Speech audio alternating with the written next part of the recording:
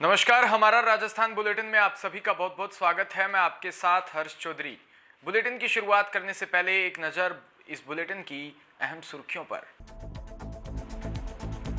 गहलोत खेमे का ऐलान, राज्यपाल से विधानसभा सत्र की मंजूरी मिलने तक देंगे धरना।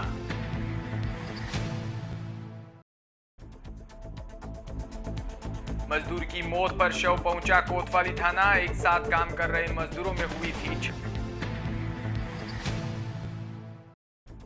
झड़प। पुलिस प्रशासन अलर्ट मोड पर, कोरोना काल में मुंह पर मास्क, सार्वजनिक स्थानों पर 2 गज की दूरी बनाए रखना जरूरी। और अब खबरें विस्तार से। राजस्थान के सियासी संकट के बीच हाईकोर्ट के फैसले के बाद राजनीतिक हलचल तेज हो गई है। कोर्ट के इस फैसले के बाद सीएम अशोक गहलोत की अगुवाई में विधायक और समर्थक राजभवन पहुंचे। विधायक राज्यपाल से मिलकर जल्द विधानसभा सत्र आहूत करने की मांग रखेंगे। इस दौरान राजभवन के बाहर गहलोत समर्थक विधायक जमकर नारेबाजी कर रहे हैं।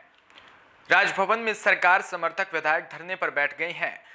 विधायक राजभवन में लोन में अनिश्चितकालीन धरने पर दे रहे हैं। मंत्री प्रताप सिंह खचरियावास का कहना है कि जब तक राज्यपाल विधानसभा सत्र बुलाने की मंजूरी नहीं देंगे तब तक हम धरने पर रहेंगे।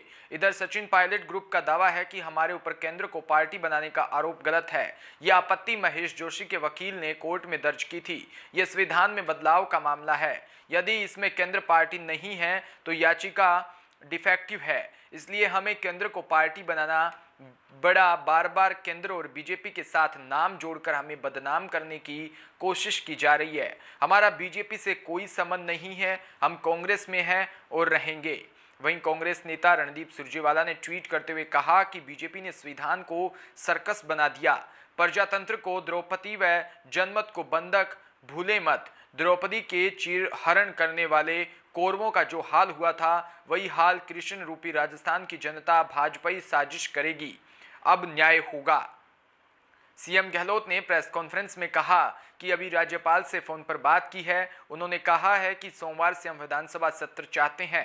हरियाणा में मौजूद विधायकों की बात करते हुए उन्होंने कहा कि किस तरह का दबाव उन पर पड़ रहा है, किस कारण से रोका गया है। हमारे पास स्पष्ट बहुमत है। हमारे साथी बीजेपी की देखरेख में बंधक है जो कि वहां से छूटना चाहते हैं। कईयों की आंखों में आंसू आ रहे हैं, वो वापस आना चाहते हैं।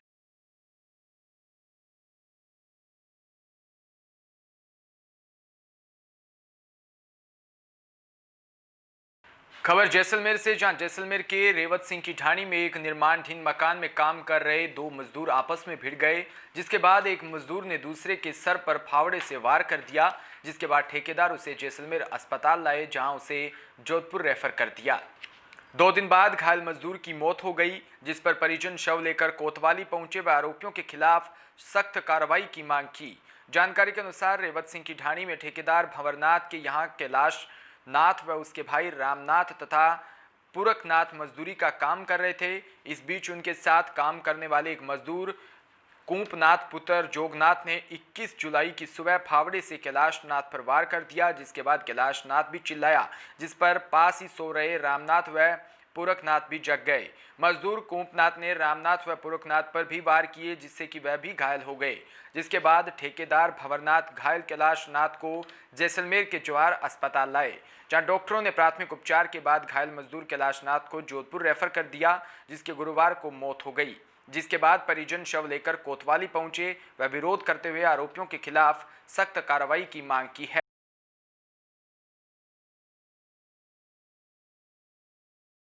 मामे का बेटा भाई है जो मृतक है, जो कैलाशनाथ, ये कैलाशनाथ, रामनाथ और पुरखनाथ, ये तीनों मतलब यहाँ काम करते थे भंवरनाथ के ठेके में, ये रेवत सिंह की ढाणी में। ये सोए हुए थे और वो फावड़ा लेके आया, कैलाशनाथ के सिर पे मारी, जैसे कैलाशनाथ मतलब बेहोश हो गया। फिर वो कैलाशनाथ के सिर पे लगी तो कैलाशनाथ ने रड़ भी किए। वो रड़ सुनकर ये मतलब पुरखनाथ और ये रामनाथ दोनों जगे थोड़े, तो फिर पुरखनाथ के वार किया, हाथ पे थोड़ा लगा है यहाँ, और रामनाथ ने अपने बचाव में हाथ ऊंचे किए तो वो मतलब फिर फावड़ा फेंक के वो भाग गया। एम्बुलेंस में ला के यहाँ जैसलमेर हॉस्पिटल लाए, पता नहीं लाए तो कौन से हॉस्पिटल, फिर यहाँ से सीधा रेफर कर दिया जोधपुर प्राइवेट राज हॉस्पिटल में। वहाँ फिर हमको 10-11 बजे कॉल किया गया कि भाई के लड़का ये कैलाशनाथ का, जो कैलाशनाथ ऊपर के छत से गिर गया है जो सिर में थोड़ी चोट लगी है। हम यहाँ लेके आए, कोई तकलीफ जैसी बात है नहीं है, हॉस्पिटल में भर्ती एडमिट कराया हुआ है, इलाज चल रहा है। आप भी आओ तो आ जाना गए। फिर हम बस में बैठ के वहाँ जोधपुर गए और फिर डॉक्टरों को हमने पूछा सर ये है क्या, तो उन्होंने पूछा भाई ये गंभीर है ये तो बिल्कुल। और राज हॉस्पिटल में हमको मना किया कि भाई यहाँ इलाज तो होने वाला है नहीं, 95% ये मतलब ख़राब स्थिति में है, 5% है जो भैया बच सकता है या नहीं, आप दूसरी जगह ले जाओ तो ले जाओ। तो हमने उस भंवरनाथ को भी बोला भाई यहाँ इलाज होने वाला नहीं तो अहमदाबाद या आगे भी कहीं ले जाएं। तो उन्होंने कहा कि यहीं इलाज हो जाएगा, नहीं तो अपन आज देखते हैं, ठीक हो जाएगा ठीक है, नहीं तो फिर अपन कल देखेंगे। तो दूसरे एक दिन वो ऐसे करके वहाँ रोक दिया और आज इसकी मृत्यु भी हो गई। खबर पाली के देसूरी से, जहां सिविल न्यायाधीश न्यायिक मजिस्ट्रेट पद पर सादगी के पद स्थापित पीयूष जेलिया को उदयपुर मोहनलाल सुखाड़िया विश्वविद्यालय की ओर से पीएचडी की उपाधि प्रदान की। पीयूष जेलिया ने अपना शोध प्रबंध विश्वविद्यालय विधि महाविद्यालय की सहायक आचार्य डॉक्टर शिल्पा सेठ के निर्देशन में न्याय प्रणाली में लोक अदालत की भूमिका राजस्थान राज्य के संदर्भ में एक विश्लेषणात्मक अध्ययन विषय में पूरा किया। वहीं जेलिया वर्तमान में सिविल न्यायाधीश न्यायिक मजिस्ट्रेट देसूरी में पदस्थापित है। तो वहीं देसूरी में जालोर के पांथोड़ी गांव की घटना के विरोध में बलात्कारियों को फांसी देने व मामले को फास्ट ट्रैक कोर्ट में चलाने की मांग की। देवासी समाज व 36 कौम के युवाओं ने उपखंड अधिकारी के मार्फत मुख्यमंत्री व राज्यपाल के नाम ज्ञापन सौंपा, जिसमें देवासी समाज ने भारी रोष प्रकट किया। देवासी क्रांति संगठन के पदाधिकारी जिसमें चुन्नीलाल गुड्डा, लास, राणाराम आना, भीकाराम घाणेराव सहित अनेक ग्रामवासी व 36 कौम के समाज बंधु मौजूद रहे।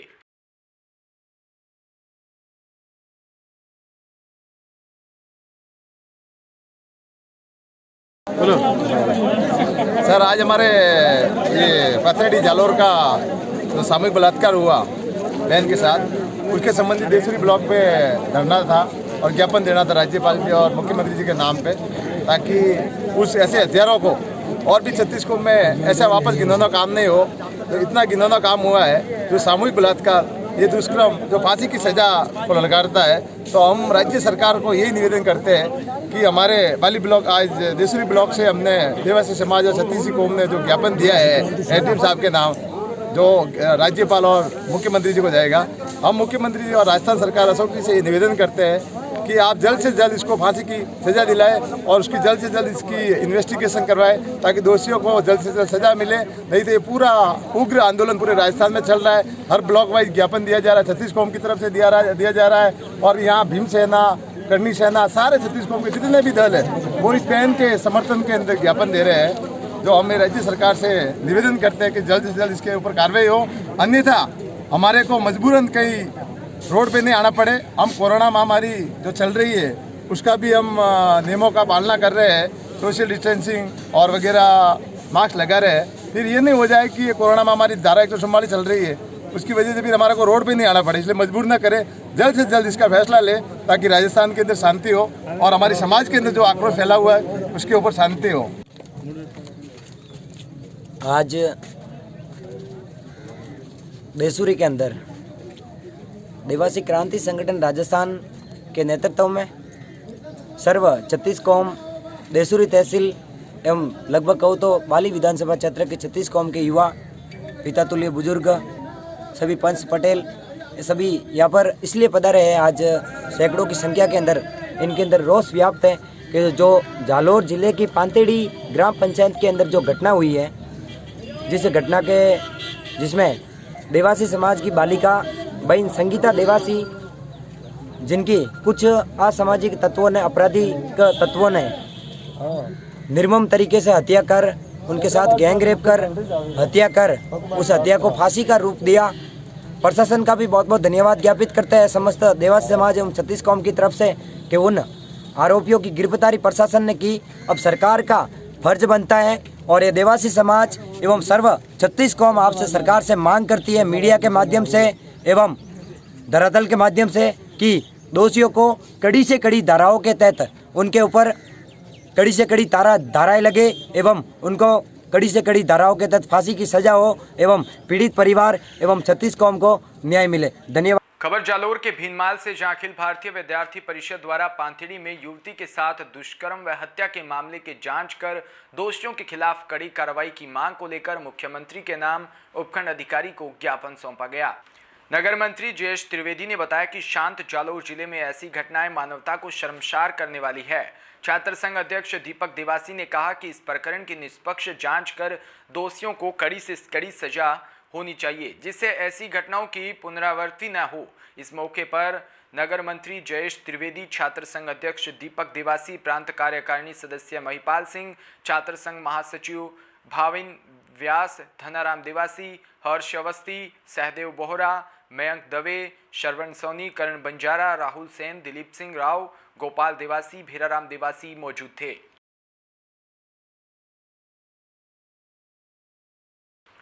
तो खबर जैसलमेर के रामदेवरा से, जहां बिना मास्क लगाए घूम रहे लोगों पर पुलिस प्रशासन रामदेवरा की ओर से कड़ी कार्रवाई करते हुए चालान काटकर लोगों को समझाया गया। पुलिस के द्वारा समझाया जा रहा है और अब कहा जा रहा है कि अभी कोरोना जैसी घातक बीमारी के चलते मुंह पर मास्क व सार्वजनिक स्थानों पर 2 गज की दूरी अवश्य बनाए रखें, जिससे खुद को भी सुरक्षा होगी और आमजन को भी सुरक्षा होगी, जिससे संक्रमण जैसी बीमारी से बचा जा सकता है। लॉकडाउन में छूट मिलने के बाद सार्वजनिक स्थानों पर लोग बिना मास्क घूमते नजर आ रहे हैं। इसको लेकर पुलिस प्रशासन ने कड़ा रुख अपना लिया है और सार्वजनिक स्थानों व भीड़भाड़ वाले स्थानों पर बिना मास्क घूम रहे लोगों के चालान काटकर कड़ी हिदायत भी दी जा रही है। तो वहीं रामदेवरा कस्बे के स्थानीय विद्यालय श्री बाबा रामदेव विद्या मंदिर उच्च माध्यमिक विद्यालय में कक्षा 12वीं कला व विज्ञान वर्ग के सभी सफल विद्यार्थियों का सम्मान किया गया। विद्यालय के मीडिया प्रभारी अध्यापक नीलेश शर्मा ने बताया कि कक्षा 12वीं कला विज्ञान वर्ग के उत्तीर्ण विद्यार्थियों का विद्यालय परिवार द्वारा सम्मान किया गया। कार्यक्रम को संबोधित करते हुए निदेशक नाथू सिंह तंवर व अगर सिंह तंवर ने सभी विद्यार्थियों को बधाई प्रेषित करते हुए उज्जवल भविष्य की कामना की। कार्यक्रम का संचालन प्रधानाचार्य वीरेंद्र सिंह राठौड़ ने किया। इस दौरान विद्यालय के अध्यापक महेश कुमार व अध्यापिका कौशल्या चौधरी का वरिष्ठ अध्यापक भर्ती परीक्षा में चयन होने पर उनका भी स्वागत किया। इस दौरान विद्यार्थियों के अभिभावक माधव सिंह, भागीरथ सिन्हा, मूल सिंह तंवर सहित अनेक अभिभावक मौजूद रहे। वहीं वरिष्ठ अध्यापक अशोक कुमार झा, वरिष्ठ अध्यापिका कौशल्या चौधरी, अध्यापक हीर सिंह तंवर, स्वरूप भार्गव उपस्थित रहे। कार्यक्रम के अंत में प्रधानाचार्य राठौड़ ने सभी आगंतुकों का धन्यवाद ज्ञापित किया। तो भीलवाड़ा में हेलमेट लागू होने के बाद भीलवाड़ा शहर में अन्य जिलों से हेलमेट बेचने आए विक्रेता शहर वासियों के लिए कोरोना संक्रमण की चेन बन सकते हैं। हेलमेट विक्रेता बिना मास्क और सैनिटाइज के लोगों को हेलमेट बेच रहे हैं। इसके साथ ही इन्होंने अभी तक अपनी कोरोना जांच भी नहीं करवाई। वहीं कई जगह पर तो बिना ISI मार्क के हेलमेट भी बिक रहे हैं। बूंदी जिले से आए हेलमेट विक्रेता नरेश गुजर ने कहा कि मैं दिल्ली से हेलमेट लेकर आया हूं और यहां पर वाजिब दाम में बेच रहा हूं। मेरी अभी तक किसी ने भी कोरोना जांच नहीं की। वहीं जिला परिवहन अधिकारी डॉक्टर वीरेंद्र सिंह ने कहा कि अभी तक केंद्र सरकार की ओर से हेलमेट मानक तय नहीं किए गए, जिसके कारण ISI मार्क के हेलमेट ही तैयार हो रहे हैं। यदि बाजार में बिना ISI के हेलमेट बिक रहे हैं तो उन पर कार्रवाई की जाएगी। वहीं CMHO डॉक्टर मुश्ताक खान ने कहा कि यदि हेलमेट विक्रेता नियमों की अवहेलना कर रहे हैं तो हम उनकी जांच करवाएंगे, जिससे कि भीलवाड़ा में कोरोना का संक्रमण न फैल सके।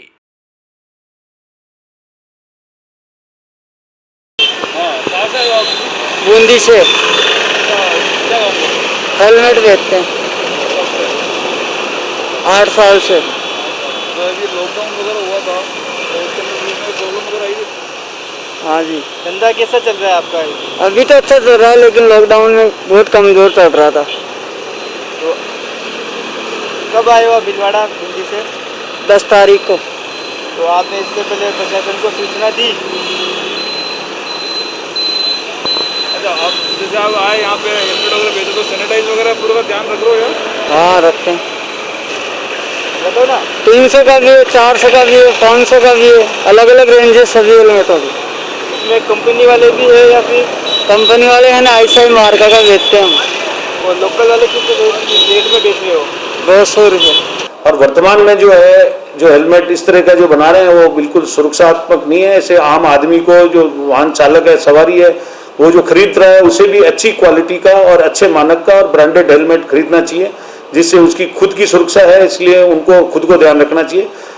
IS 4151 की पालना नहीं करने वाले ऐसे हेलमेट निर्माता और या उनके प्रतिनिधि जो हेलमेट बेच रहे हैं वो बिल्कुल गलत हैं। लेकिन अगर वो ISI नहीं है तो भी उनके विरुद्ध कार्रवाई की जा सकती है। लेकिन ये इसके लिए काफी प्रयास चल रहे हैं कि वो IS 4151 में मैंडेटरी लिस्ट, अनिवार्य सूची, जो भारतीय मानक ब्यूरो है उसमें अनिवार्य सूची में अगर वो शामिल हो जाता है तो फिर उनके विरुद्ध कड़ी कार्रवाई कर सकते हैं, क्योंकि बना भी नहीं सकते हैं। मैंने चेक करवाया और अभी और भी चेक करवा रहे हैं। अगर ISI हेलमेट अगर वो नहीं है और उसको बेच रहे हैं तो उनके विरुद्ध पुलिस के थ्रू माध्यम से और उद्योग विभाग के माध्यम से कार्रवाई करेंगे। देखिए, हेलमेट तो उल्टा जो है कोरोना का एक मतलब एक तरह से मास्क का काम करता है। कई देशों में तो इसको कार्यालय के अंदर हेलमेट लगा के लोग अपना कार्यालय का काम कर रहे हैं। इसलिए हेलमेट ऐसा नहीं है कि वो कोरोना का वो, लेकिन गलत हेलमेट और अच्छे स्टैंडर्ड का हेलमेट नहीं है। और वो क्योंकि लोगों को भी सोचना चाहिए कि हमें अच्छी क्वालिटी का हेलमेट पहनेंगे तो हमारी सिर की को कवच के रूप में काम करेगा और सुरक्षा वो करेगा। लेकिन एक ये है कि ये क्लियरिटी नहीं होने के कारण इनके विरुद्ध जो कार्रवाई करने में जो प्रॉब्लम आ रही है, इसलिए ये क्योंकि ये अनिवार्य सूची जो है तो उसमें शामिल नहीं है अभी तक। जैसे ही अनिवार्य सूची जो ब्यूरो ऑफ इंडियन स्टैंडर्ड की सूची में शामिल, वैसे निर्माण ही बंद हो जाएगा तो इसकी समस्या सॉल्व हो पाएगी। अभी तो जो ISI नहीं है उनके विरुद्ध कार्रवाई की जा सकती है। हेलमेट जो है जो विक्रेता है दुकानों के चौराहे पर जो बेच रहे होंगे, निश्चित रूप से वो लोग अलग अलग व्यक्ति आके उसको पहन के कर रहा होगा, तो हम उसका भी सैंपल कराएंगे। रैंडम सैंपलिंग कल भी आप समझ लीजिए कि कल जो है हम इनको भी जो है लाके इनका टेस्टिंग कराएंगे। जो रिटेल विक्रेता है जहाँ पे ज़्यादा लोगों का जमावड़ा हो रखा है और सोशल डिस्टेंसिंग वगैरह नहीं है, तो जिला कलेक्टर महोदय से बात करके इन पर भी कार्रवाई कराएंगे बहुत जल्द। खबर राजधानी जयपुर से। राजधानी जयपुर की हरमाड़ा पुलिस ने शुक्रवार को बजरी माफियाओं के खिलाफ बड़ी कार्रवाई करते हुए अवैध बजरी से भरे हुए 11 ट्रेलर, एक डंपर व एक पिकअप जब्त की है। वहीं पुलिस की इस कार्रवाई के बाद बजरी माफियाओं में हड़कंप मच गया। बजरी माफियाओं के फोन इधर से उधर घनघनाने लगे। पुलिस ने सभी ट्रकों को जब्त करके पुलिस थाने के बाहर खड़ा करवा दिया। वहीं माइनिंग विभाग को भी इसकी सूचना दी। जानकारी के अनुसार पिछले कई दिनों से लोहा मंडी इलाके में अवैध बजरी का काला कारोबार चल रहा था। पुलिस की चाबुक हुई कि कई दिनों बाद बजरी माफियाओं के खिलाफ अब चली। इस कार्रवाई के बाद पूरे इलाके में हड़कंप मच गया। थानाधिकारी रमेश सैनी ने बताया कि लोहा मंडी इलाके में आपराधिक गतिविधियां बढ़ने के कारण से कार्रवाई की गई है। तो बात करेंगे चूरू जिले की, जहां सरदार शहर ग्राम पंचायत के काकलसर की सरपंच प्रियंका कंवर के नेतृत्व में लोगों ने उपखंड अधिकारी को ज्ञापन सौंपकर भालेरी पुलिस की ओर से 150 ग्रामीणों के खिलाफ करवाए गए मुकदमे का विरोध किया।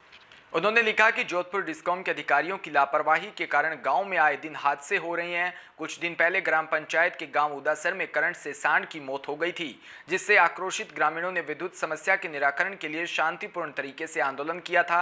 लेकिन भालेरी पुलिस ने 150 ग्रामीणों के खिलाफ झूठा मुकदमा दर्ज करवा दिया, जिससे कारण ग्रामीणों में रोष व्याप्त है। इसके विरोध में ग्राम पंचायत की ओर से भालेरी पुलिस के खिलाफ निंदा प्रस्ताव पारित किया गया है। झूठे मुकदमे को उठाया जाए, अन्यथा ग्रामीण आंदोलन करेंगे। इस अवसर पर राजेंद्र सिंह, छाजू सर सहित बड़ी संख्या में ग्रामीण उपस्थित थे। को बिजली विभाग की लापरवाही से गांव के एक सांड की मौत हो गई थी, जिसको लेके सभी ग्रामवासियों ने बिजली विभाग के कर्मचारियों को बुलाया और बिजली के जो फॉल्ट थे उनको दुरुस्त करने की बात कही। परंतु ऐसा न करके भालेरी पुलिस को भी हमने मौके पे बुलाया था और किसी तरह की कोई वारदात नहीं हुई, ना ही रास्ता बंद हुआ। फिर भी बिजली विभाग के कहने से या किसी राजनीतिक दबाव में आके भालेरी पुलिस एसओ ने अपनी तानाशाही के दिखाते हुए और हम सब ग्रामवासियों पे 150 पे जो मुकदमा दर्ज किया है वो न्याय संग नहीं है, उसकी निष्पक्ष जांच हो, इसके संदर्भ में हम सब यहाँ आए हैं। अगर आपकी मांगे नहीं मानी गई तो नहीं मानी गई तो ये ग्राम पंचायत का पूरा सदन यहाँ है, हम सब भालेरी थाने का घेराव करेंगे और धरने पे बैठेंगे। आपका नाम? राजेंद्र सिंह, छाजू सर। तो वहीं सरदार शहर में राजस्थान राज्य विधिक सेवा प्राधिकरण जयपुर व अध्यक्ष जिला विधिक सेवा प्राधिकरण चूरू के निर्देश अनुसार गुरुवार को जिला विधिक सेवा प्राधिकरण चूरू के सचिव राजेश कुमार दड़िया, CMHO डॉक्टर भंवरलाल सरवा और BCMHO डॉक्टर विकास सोनी, MN द्वितीय हेमंत शर्मा ने न्यायालय परिसर में कोरोना बचाव के लिए की गई व्यवस्थाओं का निरीक्षण किया। इस अवसर पर अति मुख्य न्यायिक मजिस्ट्रेट प्रियंकर सिहाग, न्यायिक मजिस्ट्रेट रामपाल आदि उपस्थित थे। इस अवसर पर सोशल डिस्टेंसिंग की पालना करते हुए साक्षरता शिविर का भी आयोजन किया।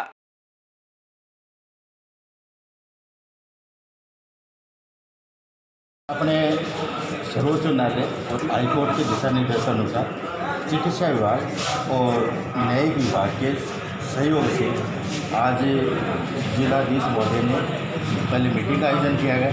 फिर आज अपने जितने कोर्ट हैं उनका निरीक्षण एज ए मतलब आमजन को जागरूक करने के लिए, स्टाफ को जागरूक करने के लिए और चिकित्सा स्वास्थ्य विभाग की टीम और अपने जो न्यायिक अधिकारी हैं उनके साथ में अपने ये अभियान रखा गया, जिसके तहत अपने कोर्ट परिसर में जितने भी हैं उनकी थर्मल स्कैन जांच और सैंपलिंग जो भी अपने पहले करवा चुके हैं, सरदार साहब की तो पहले हो चुकी है, अगर दोबारा करवाना चाहिए अपने गांधी विद्या मंदिर में वहाँ पे क्वारंटाइन है और सैंपलिंग अब यहाँ पे सैनिटाइज़र और थर्मल स्कैनर से जांच होकर ही अंदर एंट्री की जाएगी। ये यहाँ पे अपने जज साहब है उनको बता दिया गया है और ये हाईकोर्ट के सख्त निर्देश हैं कि इनकी पालना करवाई जाए, जिसे आमजन में आज अपने सरदार शहर में पूरा रेड जोन में आ रहा है क्योंकि अपने केस ज़्यादा निकल रहे हैं, इसलिए अपने को सरदार शहर को विशेष प्रायोरिटी से लिए। जिला प्राधिकरण के निर्देशानुसार आज सरदार शहर न्यायालय क्षेत्र का न्यायालय परिसर का CMHO और मेडिकल टीम के साथ निरीक्षण किया। सरदार शहर का जो कोर्ट परिसर है ये काफ़ी पुराना है, इसमें काफ़ी भीड़ भाड़ रहती है, तो यहाँ जहाँ भीड़ भाड़ है वहाँ संक्रमण फैलने का खतरा ज़्यादा रहता है। तो हमारे अधिकारियों मेरे द्वारा और हमारी मेडिकल टीम के द्वारा CMHO साहब के द्वारा ये जानकारियाँ दी गई लोगों को कि कैसे आपको सोशल डिस्टेंसिंग रखनी है, सैनिटाइज कब होना है, परिसर में आने से पहले आपको क्या सावधानी रखनी है और आगे आप लोग सैंपलिंग का काम चालू होगा आज से, तो सबके टेस्ट की कार्रवाई की जा रही है। तो एक एक नोट बना करके उनके सबके टेस्ट हों, जिससे ये फिल्टर हो जाएगी कोई संक्रमित व्यक्ति हमारे इनमें से नहीं हो और उन लोगों को जागरूक करने का प्रयास करें।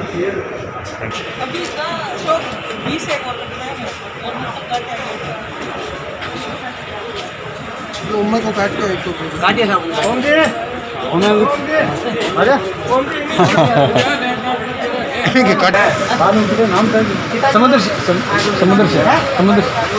समुद्र से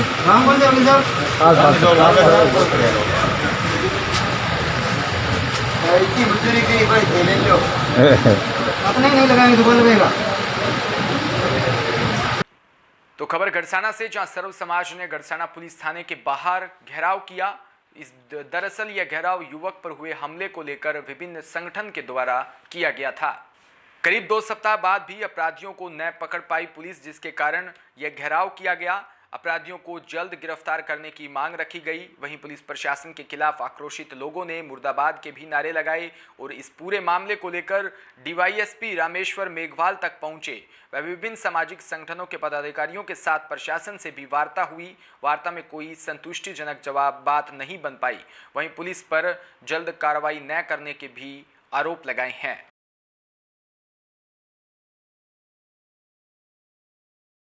तो इसी के साथ इस बुलेटिन में इतना ही और तमाम खबरों के लिए आप बने रहिए हमारे साथ। नमस्कार।